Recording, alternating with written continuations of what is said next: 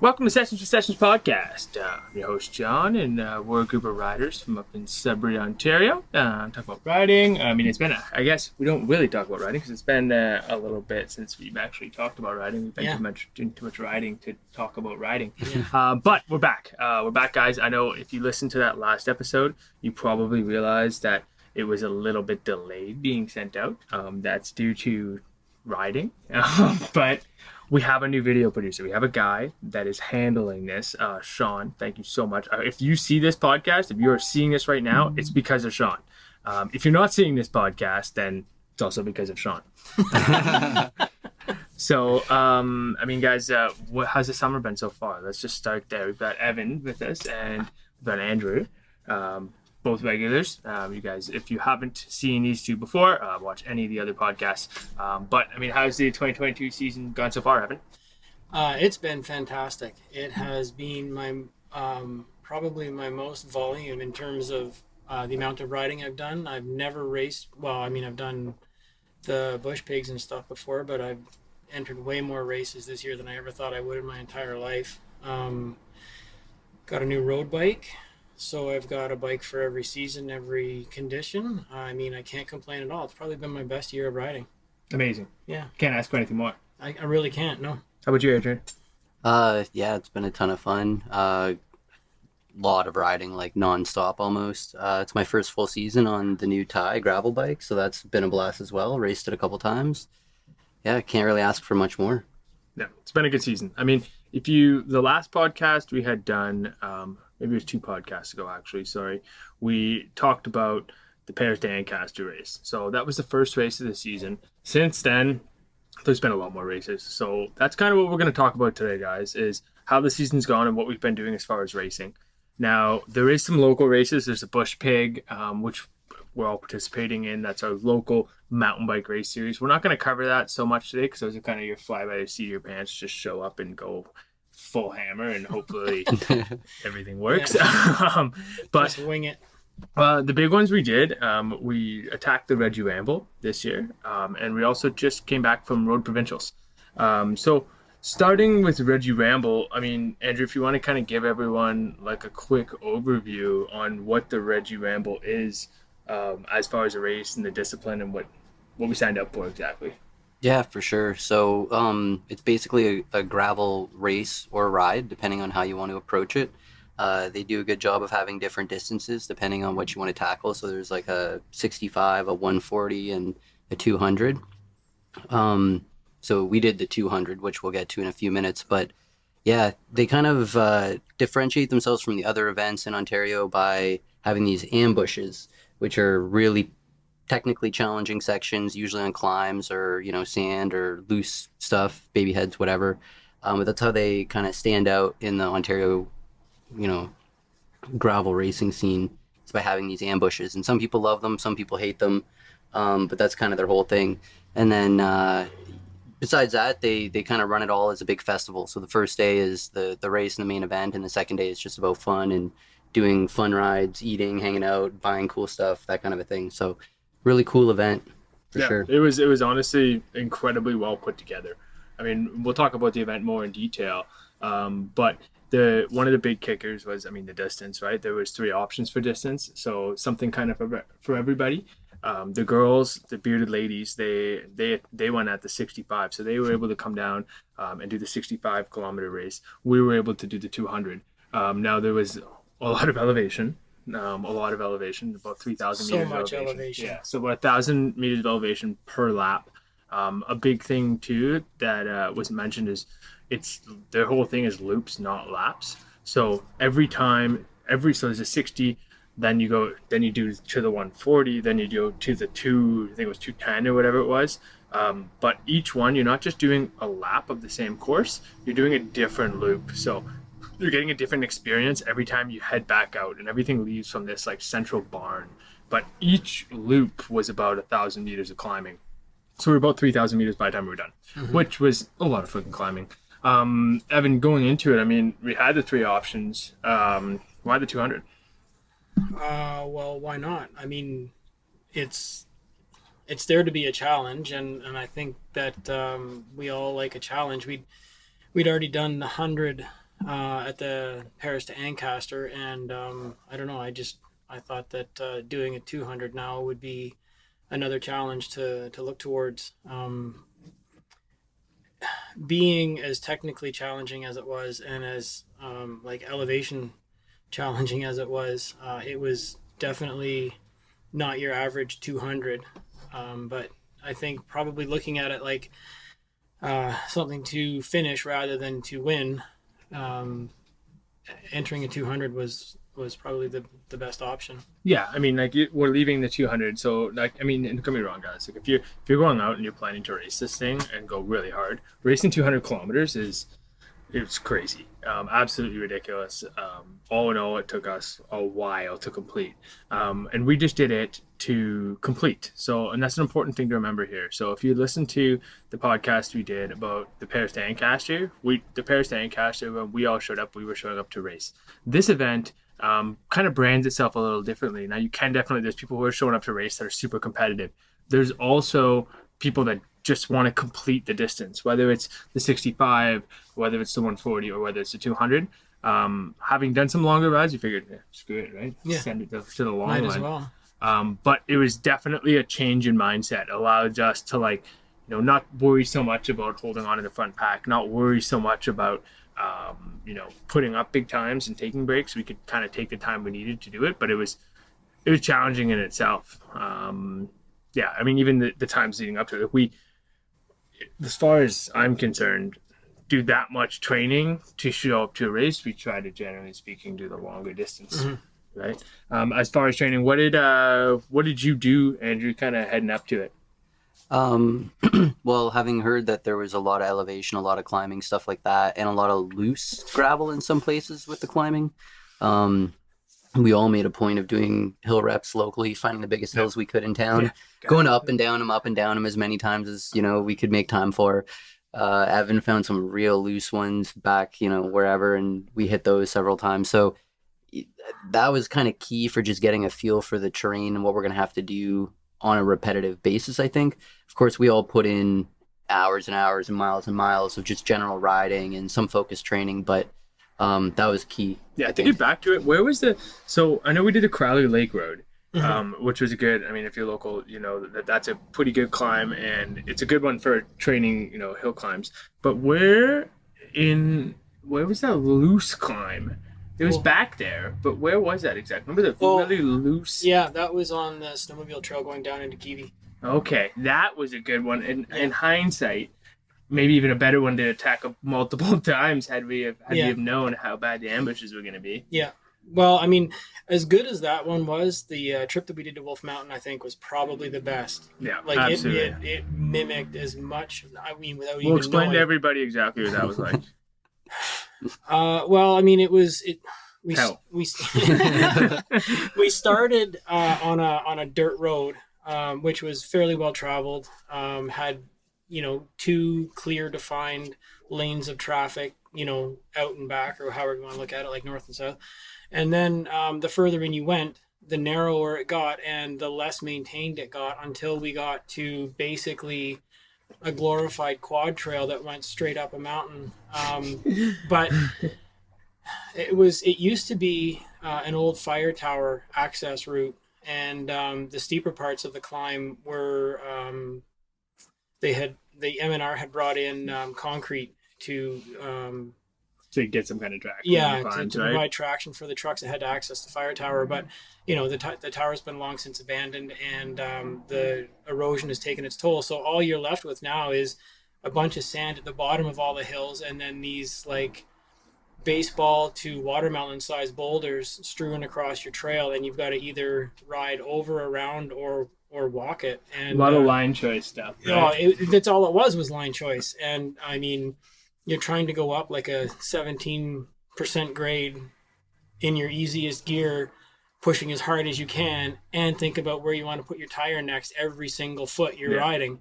I mean, it was just, and then to get down to the Reggie and be met with pretty much the same thing. It was kind of crazy. Yeah, honestly. It was ideal. And the way in, so the way into Wolf Mountain, for those of you who haven't done it, like the rolling kind of terrain of constant loose washboard, Yeah. was perfect too. Like, Yeah. and coming out, so after you ride Wolf Mountain, you ride down Wolf Mountain, which is, it sounds like it'd be sick, right? Oh, they're like ride down this like 17% grade, like kind of descent, but you're on a freaking gravel bike, just bouncing around. Anyways, not as epic as it sounds. No. But the way out, the road out from there, like I remember we're fatigued, you're tired, you're heading downhill as fast as you can down these like pretty good, like kind of like loopy sections, right? But everything's loose. So as you're coming, I remember I smashed my phone wheel at one point, got it flat. I had to figure that out. Yeah. Tire plugs, like there was a lot of learning done in that day about the what terrain, what we should be expecting, what should we be expecting as far as like, you know, even just our bikes, but also mentally, like being ready for those climbs. Well, I mean, usually you can expect to sort of, I don't know, catch your breath or stop pedaling or whatever on a descent. And that wasn't the case with this Wolf Mountain one. And it also really, in a lot of cases, or a lot of places, wasn't the case in the Reggie either. Yeah. Like you couldn't rest on some of the downhills because you were just so active in trying to steer your bike around all the obstacles that were on the trail. Yeah, exactly. Yeah, I think the leading up to, we did about as good as we could expect for Sudbury. I mean, it's just for here we do have a lot of rolling terrain. We don't have a lot of sustained descents. That was just about as good as you get for a sustained descent.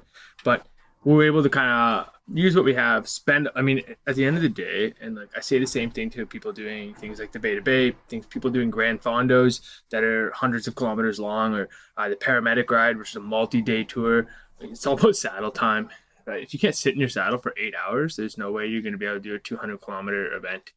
Yeah, I think honestly that the saddle time is likely as important as the training because, like you said, if you can't sit, then you're never going to finish. Never. Regardless of how good your power or your leg muscle or your endurance might be.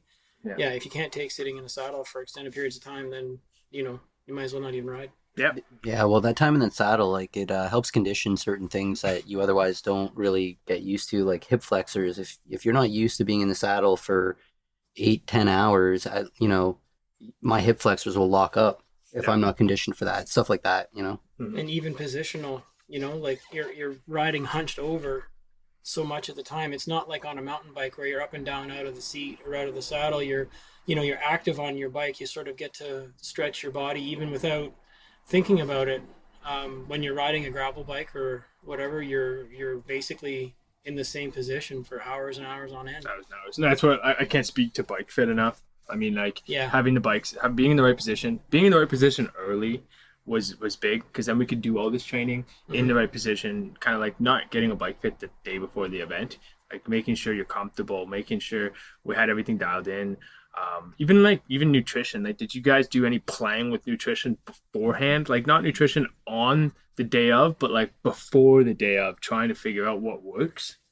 Yeah, I would say that was probably as much of my training for this event as actual riding training was. You know, just reading different sources and then looking at what was available and easy to make, and then trying to figure out what was going to be easy to eat, because I found like in the Paris to Ancaster race, having the dry goldfish. That was like, I don't want to relive that one. But yeah, like I found that having stuff that is like, you know, not quite a mouthful, isn't dry, is easy to chew and swallow, you know, doesn't linger in your mouth like some of the gels tend to. Yeah. It's just finding the right stuff. Did you do a lot of playing around, Andrew? Yeah, well, my big thing getting ready for it was I wanted to make sure that I could take in that amount of sugar and carbs for that length of time without getting any kind of GI upset or my body like just rejecting them at some point. So I spent a lot of time like training my body to take in, you know, liquid nutrition in my bottles, and then also process that sugar without getting an upset stomach. So that was my key thing, because, you know, I wanted to be able to go 8 hours plus and still be feeding myself and not be, you know, feeling sick or whatever. Yeah, that makes sense. I mean, it's important to make sure your body's like obviously climatized, but a reasonable word, I guess, to the nutrition you're gonna eat, right? Like showing up to, and like, it's unfortunate, like, not to knock on Scratch. I love Scratch. Scratch stuff actually agrees with a lot of people's stomachs really, really well. They set up a tent at the event. If you haven't had Scratch before, that's maybe not the day to try scratch for the first time, right? And Yeah. that's a lot of the events when you show up and someone's got a booth and they're handing out like some kind of bar or some kind of like you want to make sure you know what's good for you. Yeah. And it's important. I mean, that's why here at the shop I stock so many different kinds of like whether it's nun or whether it's scratch or whether it's goo or whether it's whatever. Like something will agree to some people and not to others. Yeah, for sure. So it's really important to make sure that you know what's going to be good for you ahead of time, and that you have the shit, right? Like that, like you got enough of it to get you through the event. Well, I can tell you that I found that, like, I love sugar. I don't think anybody that knows me would disagree with that. And I found that my tolerance for sugar is about 170 kilometers. Because I was using a lot of gel packs and stuff like that throughout the ride, and it got to the point where like I was having to force them down because I knew I needed like the carbs or the energy or whatever pack it was that I was eating. But holy God, I had enough sugar. Like it was coating my mouth, it was around my lips, it was stuck on my bottle. Like it just, I was a mess. Yeah. And yeah, so I just, 170, and that's it. So that's as far as kind of leading up to. But let's talk really quickly about my favorite part: bike choices and setup choices. This was fun. I mean, for all of us, because we were all doing a lot of playing around, kind of with different configurations. We're all a bunch of fucking nerds, so it's we got pretty dorky about it. Evan, let's start with you. So configuration choices.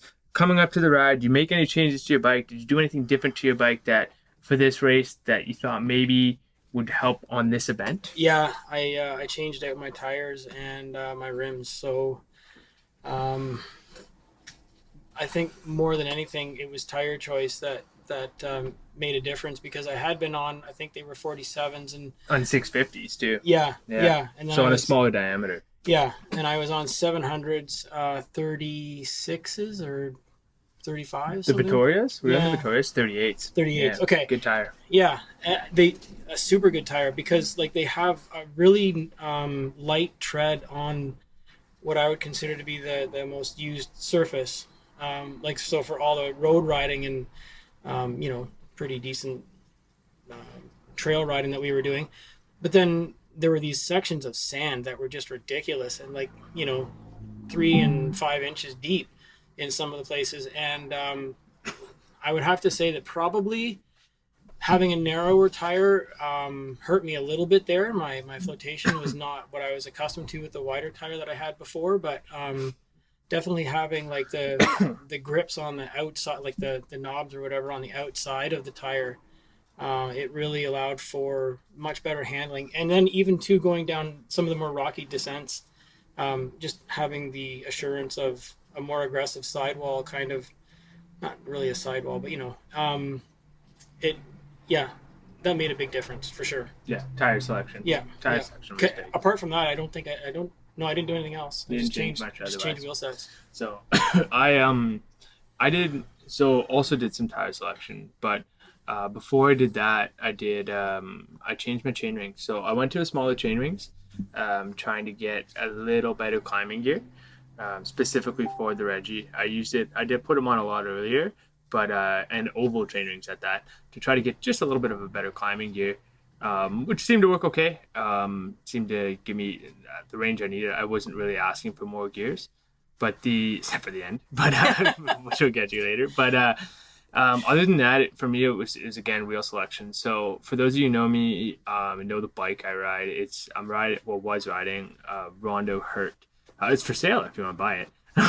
It's a great bike, but the challenge with the Hurt is that it's set up to be an aero road bike, to be 700 by 30-ish wide tires is what they claim. And then when I'm on I can run 650s by 47 to turn it into like an aero gravel bike. But I found on 47s I was getting some issues. On the Paris to Ancaster, my biggest regret was not being on 700s. I found that the ride was a lot of road with some sections of kind of trail, but it was mostly road. And I heard the same about Reggie, and we'll give you guys our actual feedback in a minute. But coming into it, I was expecting a lot of road, so I wanted to be on my 700s. So for the Wolf Mountain ride, I rode my 700s with a Gravel King and a 35 up front, which didn't give me a lot of clearance, but I was hoping it was going to be very dry. So I rode a 35 in the front and I had a 33 in the back. So very narrow tires. But when we did the Wolf Mountain ride, I punctured my front tire. So what I ended up doing was running tire inserts. I ran the Vittoria tire liners, which was a total freaking game changer for me. That allowed me to run the pressures that I wanted while still being able to, like, I wasn't worried about my tires. I could feel a couple times where I took the tire right to the rim, and having that piece to kind of, like, I mean, I didn't flat. So, and there was some freaking sections that were pretty gnarly and no flats at all. So that was very, very positive. Those are my two big ones. Other than that, just bags. I mean, bags are pretty big. Having that top tube bag for the food was, like, that's the bag to have. Those Alpadura bags with the top tube flap are unreal. They are. That magnet flaps. Along with that, I think having a hydration pack. Fuck, it was key. So, and we'll talk about that in a second. Andrew, what did you do for setup? So a while before Reggie, I decided to swap my chainring. I'm on a 1x setup. I decided to swap my chainring to a 46 from a 42. And the closer we got to Reggie and the more I heard about the climbing, the more I was like really stressed out about that. It ended up being okay, but just okay. Like I used my full range of gears in Reggie. Absolutely my full range of gears. So that was the one thing kind of that I had changed at some point before Reggie. And then the other thing to mention is I did not change my tires, but leading up to Reggie, I really wanted to. I was kind of stressed out about my tires because I've been running 47 650 by 47 Terravale, like basically slicks at this point. They used to have a file tread, but now they're like slicks. Yeah, full like big balloon tires basically. Yeah, so like wide, but just no tread at all. And I did Wolf Mountain on them and was like kind of surprised by how well they worked out. And then for Reggie, I was really stressed out about the traction and just ended up, going with what I have been running. And it turned out to be a really good choice in a weird way. It happened to work out really well. Yeah, like, even though I was so stressed out about it. But yeah, they ended up working out really well, like just huge slicks. I think they helped you a lot in the sand. Having that extra flotation. Yeah, for sure. And on the road, like I kind of ran a medium-ish pressure. So on the road too, they kept me pretty quick, I think. Yeah. Despite being pretty wide. Yeah. I think that was a good tire choice and not something I would have expected, if I'm being honest. No, like I was worried going in, but felt it worked out great. Awesome. Okay, so getting to the event. I mean, the event was in and around Peterborough. Got a hotel for a couple of days. It was honestly super beautiful terrain. The event itself was quite something. So basically, if I'm being honest, it was like 95% road. So what in Sudbury here we would call perfectly manicured road. Down there they call extreme gravel. Like it was unreal. Like, and honestly, you could have rode a freaking road bike with 25s for most of it. The challenge was just these freaking ambushes, and the people coming in, they're like, oh yeah, ambushes, it should be fine. Yeah, they were bad. Like a lot of them were like bad. They were like rough, aggressive, like boulders, descent ones, and they had this little list of like, okay, at this many kilometers you got this one, at that many kilometers you got that one, at that many kilometers you have that one, and they were exactly what they said they were. Like, there was always some kind of like pun or something that would kind of give you a hint, and it was exactly like that. What did you guys think overall, like looking back at the whole loop, looking back at the whole event? Something to tell someone that's going to sign up or look at the Reggie. What are you telling them about the event, Evan? It was fantastic. I would 100% do it again, but I won't do it tomorrow. It was really well organized. I think the loops themselves were really thoughtfully laid out. And as far as the ambushes are concerned, like basically they are just unassumed concession roads that don't, like, they've been surveyed. They exist, but they're not used, to have vehicle access. They're used for like quad trails or to have like farm equipment access, some of the fields. And I think it's worth noting too that this race was held in like a municipality known as the Trent Hills. So, I mean, rolling hills, the geography, if you're like kind of a geologist or whatever, landform nerd, there's like a lot of eskers, drumlins, and moraines. And so you have steep one-sided climbs, you have slower, like more like a grade on some of these things, but you're definitely going up and down a lot. And yeah, I think that the way it was laid out was really well. I think it could have been maybe better assigned in some places. It was difficult, and I'm glad that both of you had downloaded the directions to your computers so that we didn't get lost. I think if I was saying, like, I would recommend anybody to go to this if you felt like you could do whatever distance you chose, but definitely have a computer and definitely download. You have to do it, and that would be, if I'm being honest, like one of my only criticisms of this entire event. Like, the event was unreal. They suggest that you have a GPS. Now, suggestion is a light word. Mandatory should be the right word. Yeah. We were riding, and like when you're going down some of these roads, now keep in mind, there's country roads. You're going 35 kilometers an hour. You're flying through. There's these signs that are like all of 6 inches or 7 inches across that point down a little access road. And sometimes they're attached to a pole that has a tree in front of it, or they're around a corner and you miss that sign. If you miss that sign, you're traveling on these roads sometimes for 15 kilometers. You could go 15, 20 kilometers down past the sign before you've even thought that maybe you went the wrong way. And then I remember at one point we were riding and there was no sign. It was like it was almost like it was like a zigzag. So like you could go straight through, but you couldn't go straight through. Like maybe on a map it looked like it was straight, but you definitely had to turn onto a road, go down the road, and then turn onto another road. And there was no signs for that section. And I remember a gentleman come up to us and said, no, we did this race last year. This is where we had gone. And he said that sometimes people go and they take the signs down. So like maybe like whatever vandalism, I guess you would call that, to go and take the signs down to screw riders up. But with all that said, there wasn't, so like having done Paris Dancaster, having done this, there wasn't any race marshals.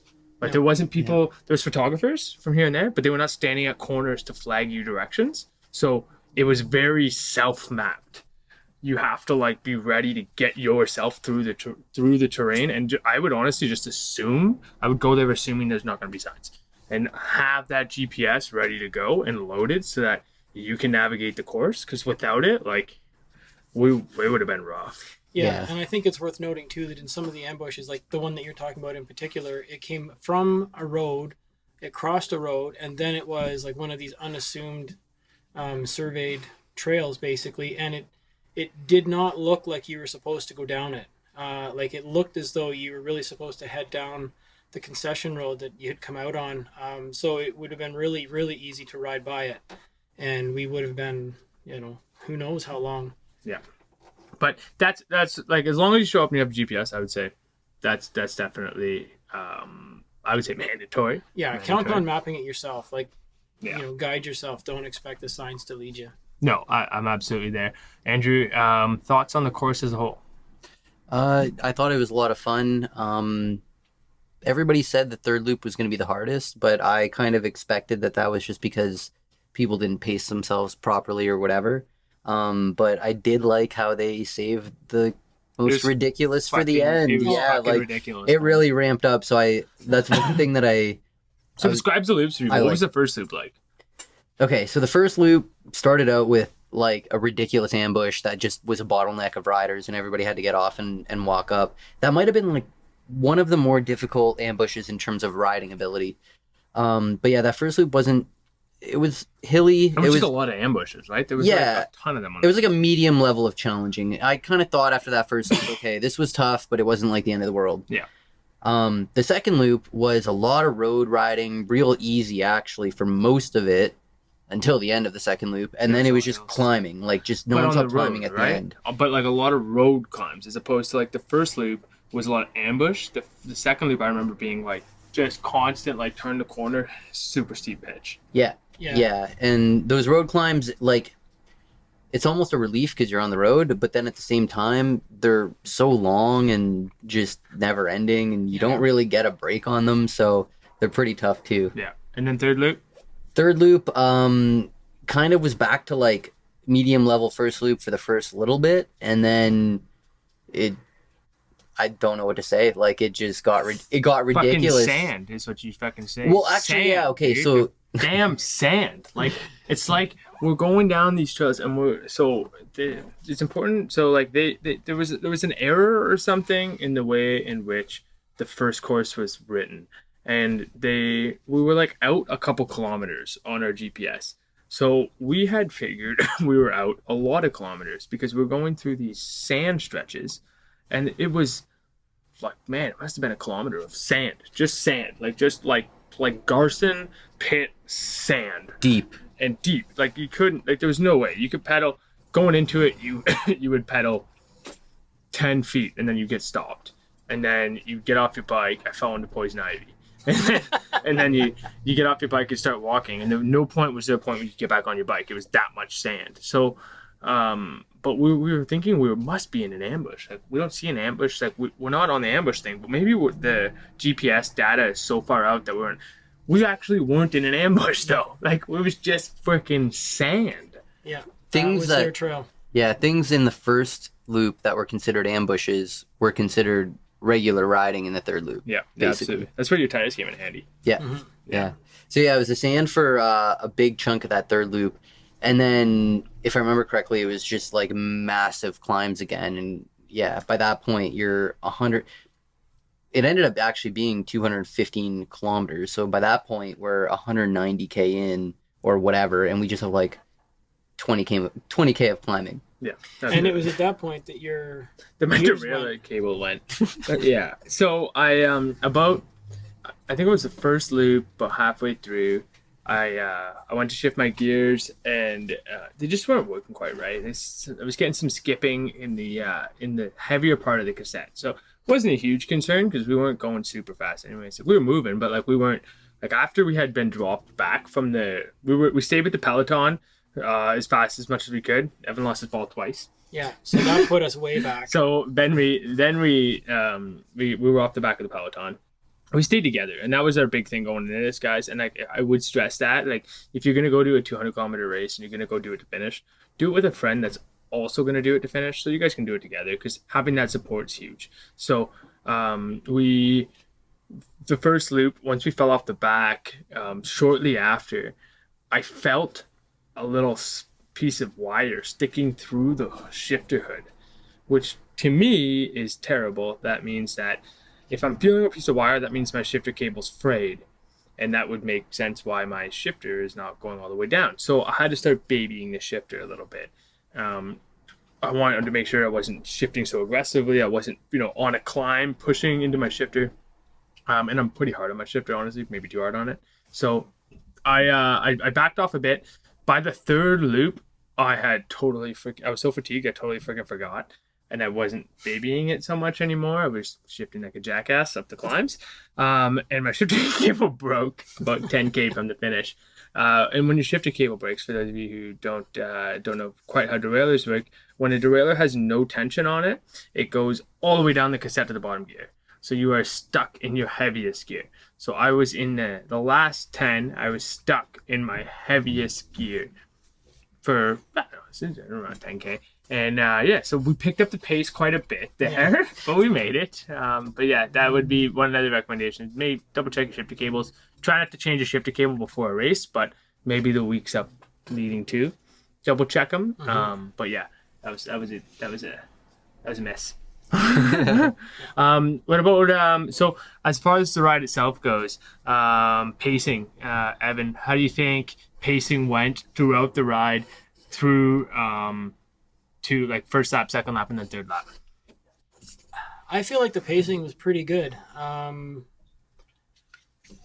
think towards the end, I was definitely the slower rider, and so you both had to slow down and in some cases wait for me at the top of a hill. But I think all in all, the pacing was good. It was really nice to be able to get up to speed on the smoother sections of road and of gravel, and then to just embrace the suck and know that you're going to be going slow through the trails and the ambush sections. I don't think we could have done any better, given that, like I said, and towards the end I was having a hard time, getting up the hills. Yeah, but it was nice when we were riding. I mean, the first loop was always kind of fun because there was a lot of riders around, so especially a lot of different abilities of riders in the first loop. So we were able to kind of latch on to riders, and we could remember that one guy who had come up and pulled us. Like, that's an important thing to remember, guys, too. In an event is like, if a stronger rider passes you and you can grab onto that rider, do that. And even if you're pushing a little harder, you're traveling so much faster for so much less work, and you're covering ground so fast that, like, you might as well try to draft at every given opportunity. Yeah, the pacing I thought was like reasonable. We're moving. What was their end time? Oh, I can't even remember. 8? It's just 8. Was it like around 8? Just under 8? Might even been 9. I think it was around 9. 9. Yeah. Might even been 9. Yeah, we were moving, but not moving fast. By the end, the last loop took us a significant amount of time. There was a lot of freaking climbing. It was very punishing, especially like your pace you have in your first lap is not going to be your pace you have in your last lap. It's not going to happen. If you think you're going to run consistent laps all throughout, it's not going to happen. Yeah, I think one thing that was really key with pacing was like, be with people that you're comfortable communicating with about pace. Yeah. So if you need to chill a little bit, I remember, toward the end of the first lap, I was worried that I wouldn't last the whole ride and I was going to blow up. So, I kind of asked if we could chill out a little bit. And it's just important that you've got people around you that you can communicate with that will push you, but at the same time respect that and make sure that, if your goal is to finish as a group, that you're going to finish as a group. So yeah, that's exactly it. Absolutely. Okay, so pacing, that's pretty well it for pacing. Moving from pacing into nutrition. So on the ride, I mean, obviously 200 kilometers, there's a lot of freaking food and water that needs to be consumed. Andrew, nutrition plan going into it, how did it actually play out? So my plan pretty much played out how I expected it to, which was fantastic. But that was basically go in, scratch in every single bottle, E-load, which is like maltodextrin in every single bottle, so that between the scratch and the E-load, I'm looking at 50 grams roughly of carbs. And then supplement that with gels to try to get, up to about 80 grams or so per hour. So another gel or 2 per hour. And I kind of mixed in with the gels my maple syrup, my old trick of the flask with the maple syrup. So that worked out really well. But yeah, so for me, that was kind of key, was having that in regular intervals.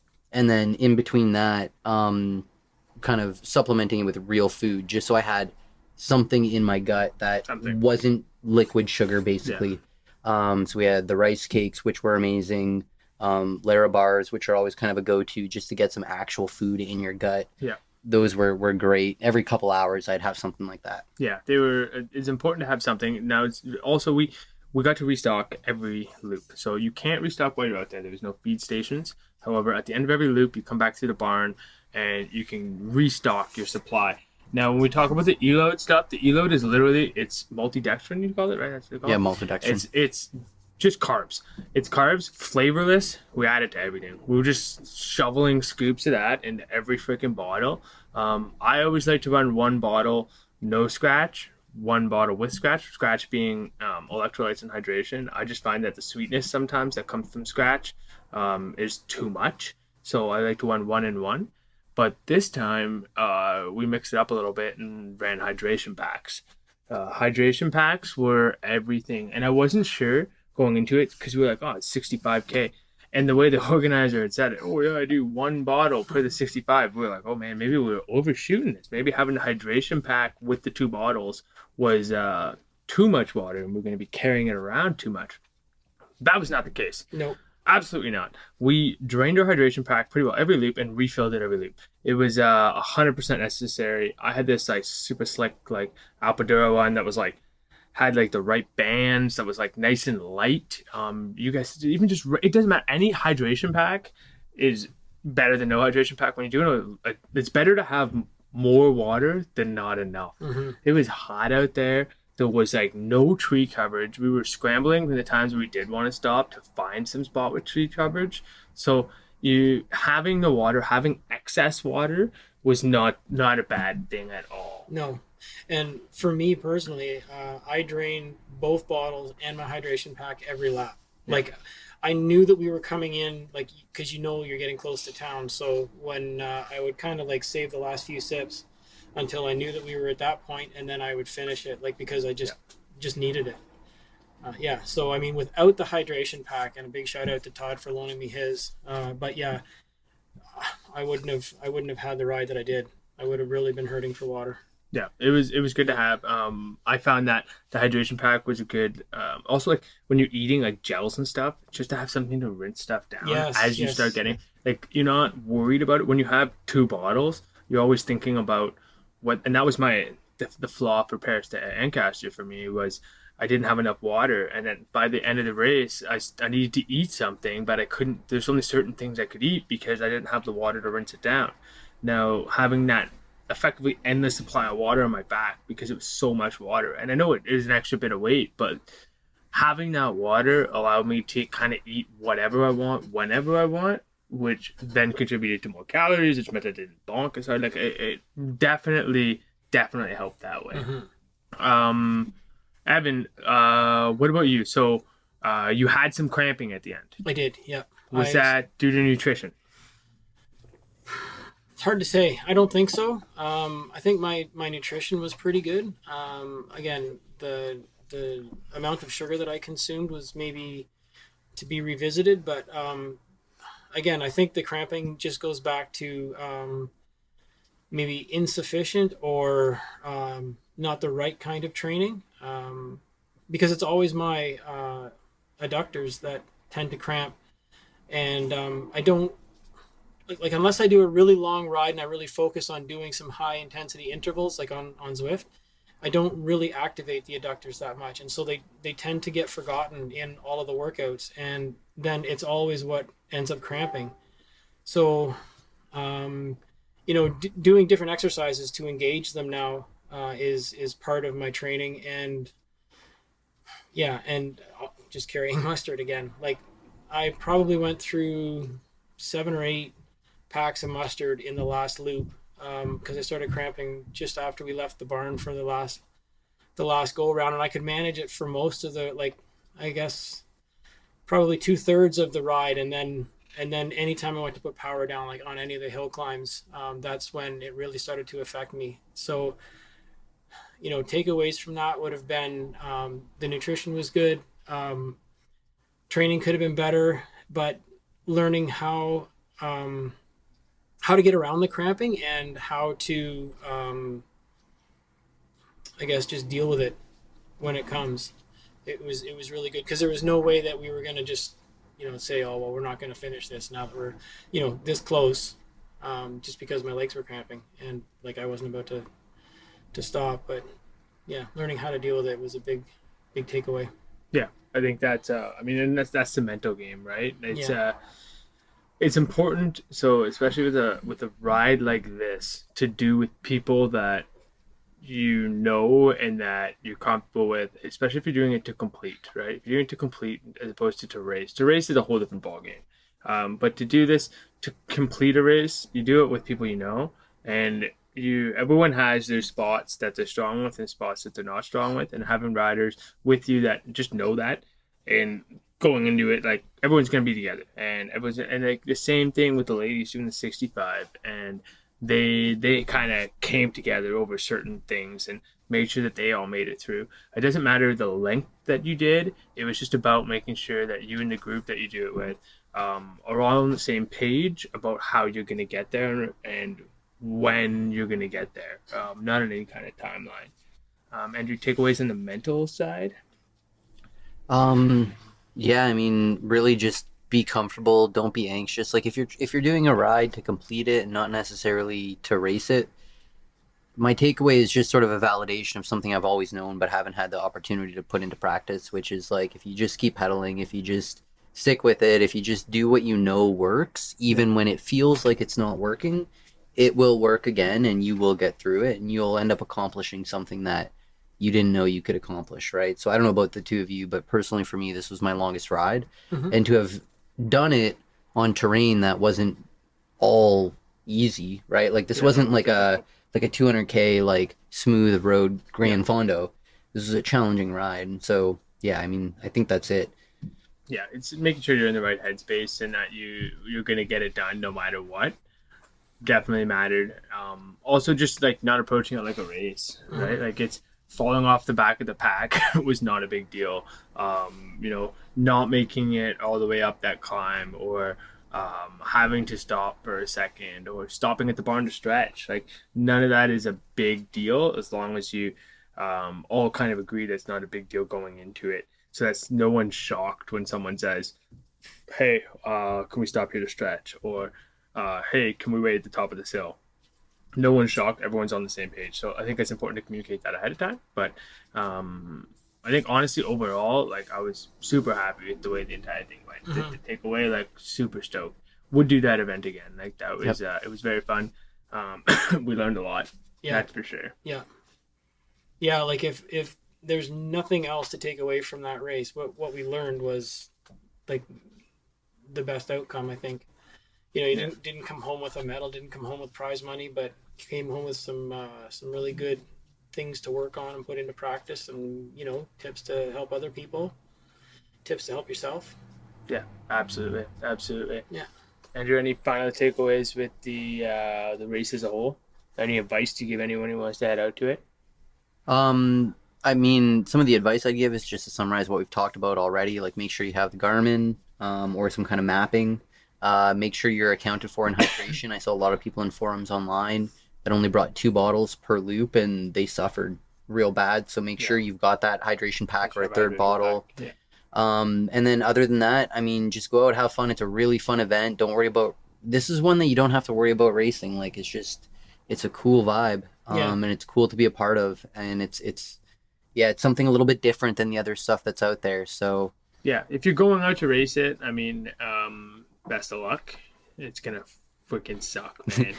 I can't even imagine. But a really good event to do, even in any of the distances, with your friends. So like, I would recommend it highly. Even if you're an intermediate or bridging to advanced rider that doesn't want to do these longer rides, like doing the 65 with a couple friends could be a super, super good time. And we saw that out there a couple times, coming up some of the hills and some guys waiting at the top for someone who's climbing. And like, everyone's just stoked to be there and kind of suffer through it together. Just knowing that if you just know the people you bring, right? Like you have to keep that attitude high. You have to be stoked the whole time. Some of the riders may be struggling, and you have to be stoked for them. And even when you're riding the course, if you show up and you ride the course, don't be an asshole, right? Like be a nice guy out there, because there's a lot of riders out there that are not having a good time. There's riders out there that are beat, that maybe signed up for more than they thought, bit off more than they could chew. And make sure you're positive for them, because that is what makes the huge difference. It's all about attitude in a race like this. Yeah, definitely agree. And I think just to add on to Andrew, about the hydration thing too, if you think you need 2 bottles of water, bring 3, because on some of those ambushes it was like a yard sale of water bottles, and like it would really suck. Have a good bottle cage. Have a good bottle cage. Yeah, that too. But I mean, or put the bottle all the way in. You have a history. You have a history of bad water bottles. So I just blame you for that. Yeah. That was I definitely saw some bottles going all over the place, but they were always your bottle. Couldn't have all been mine. But yeah, guys, I guess that's it for us on the Reggie. Now, by the time this podcast goes out, I mean, we'll be well after. But think about it for next year. Sign up in the spring. Make sure, as with events, we always say, like, sign up as early as you can. As soon as registration opens, if you plan on going to this thing, sign up right away. That way you're super prepared. That way you are ready to train your heart out until you get there. Don't wait till the last minute to sign up. Sign up early and make yourself committed, and make yourself trained for the event. But I guess that's it kind of from everybody over here. Guys, have fun out there. Make sure you guys make sure you guys subscribe. Hopefully Sean does a somewhat reasonable job of editing the video. I mean, if I'm being honest, if it gets edited at all, it's better than what I was doing. He's only got one hand right now, so yeah. I mean, shout out to Sean at this point. I mean, the man took a beating. Went out on a ride last week, and he hit the concrete going pretty freaking fast. Totally shattered his helmet in a couple different spots and his collarbone. But no concussion. He is okay, other than he is limp in one hand, which sucks as a guy who's a bass player. yeah. Yeah, he's a guitar player, and he only has one arm now. So Speedy recovery, Sean. yeah, for we sure. hope nothing but the best. So, anyways, guys, make sure you like and subscribe, and I guess that's it from everyone here. Have fun out there. See you later. Cheers.